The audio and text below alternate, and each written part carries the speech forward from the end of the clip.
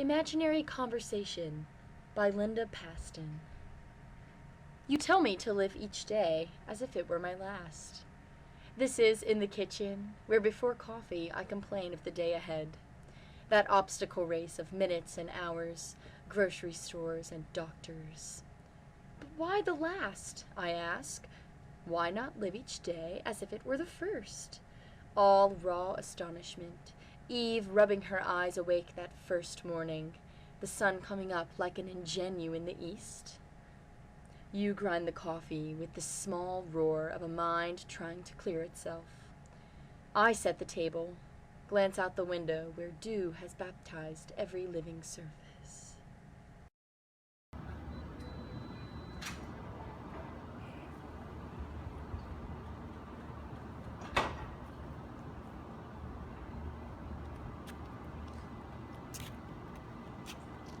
Everybody has that one series on Netflix that they just can't seem to get enough of. House of Cards, Parks and Rec, That 70s Show. The list goes on and on. While I can't say that I'm an avid television spectator or Netflix guru, I can say that I struck up a pretty steamy love affair with the popular series Desperate Housewives during the summer of my freshman year. When I first told my mother that I was watching this series, she was confused as to why a young, vivacious gal like me would want anything to do with following the tragic lives of 4 suburban housewives. Well, I'm still not entirely sure as to what inspired me to start watching this series on that hot summer's eve. I am sure that I became unhealthily obsessed with the characters and their lives from the very first episode.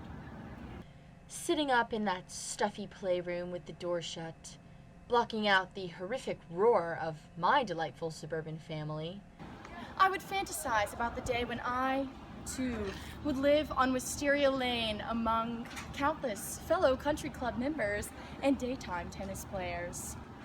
The suburban lifestyle was unbelievably appealing to my budding, naive soul. In fact, to this day, suburbia is an intriguing phenomenon to me.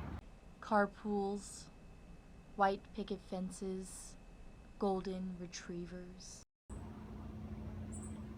So when I finished all 181 episodes of this tragic, sexy series in less than 2 months, naturally, I scrolled back up to season 1, episode 1, and started the whole series all over again.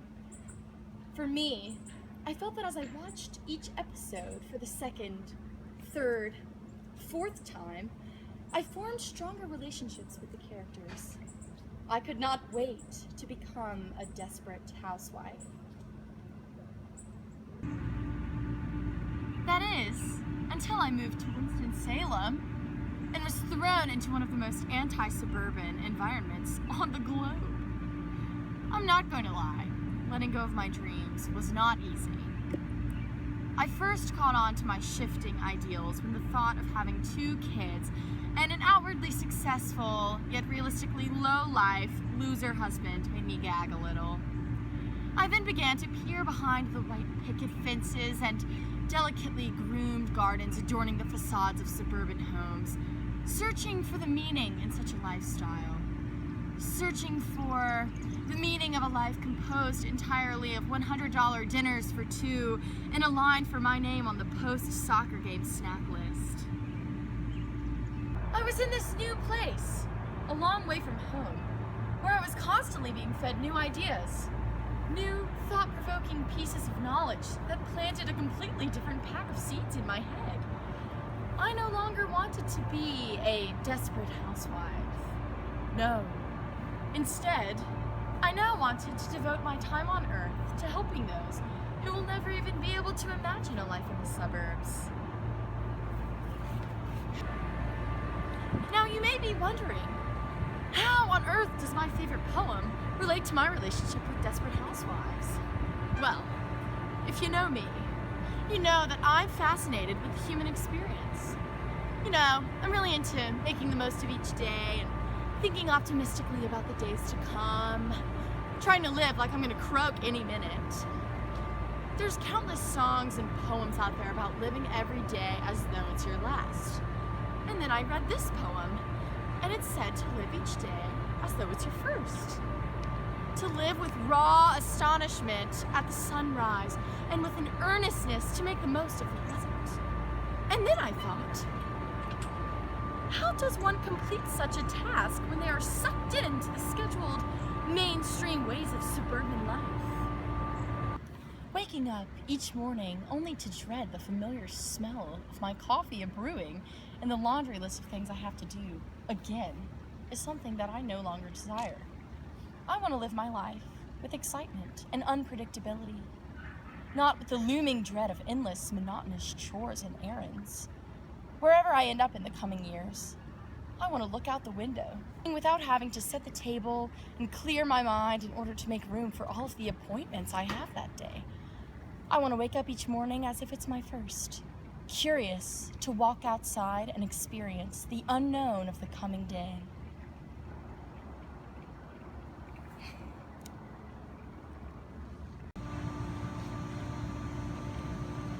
I once thought that suburban life was the life for me. But now that I've been around the block a few times, I know that I want much more than that. I want to travel. I want to help people who have not a cent to their name. Because quite frankly, although my family is not what you would consider rich here in America, I have more belongings and material objects right now than I will ever know what to do with. I want to wake up hoping that someone who would have gone to bed hungry that night won't. Life is so much more than a Kate Spade pocketbook and perfect weekly attendance at supper club. So go on, get out there, use the time you have left to live in a way that pleases your soul and makes you happy to be alive. Imaginary Conversation by Linda Paston. You tell me to live each day as if it were my last. This is In the Kitchen, where before coffee I complain of the day ahead. That obstacle race of minutes and hours, grocery stores and doctors. But why the last, I ask? Why not live each day as if it were the first? All raw astonishment, Eve rubbing her eyes awake that first morning, the sun coming up like an ingenue in the east. You grind the coffee with the small roar of a mind trying to clear itself. I set the table, glance out the window where dew has baptized every living surface.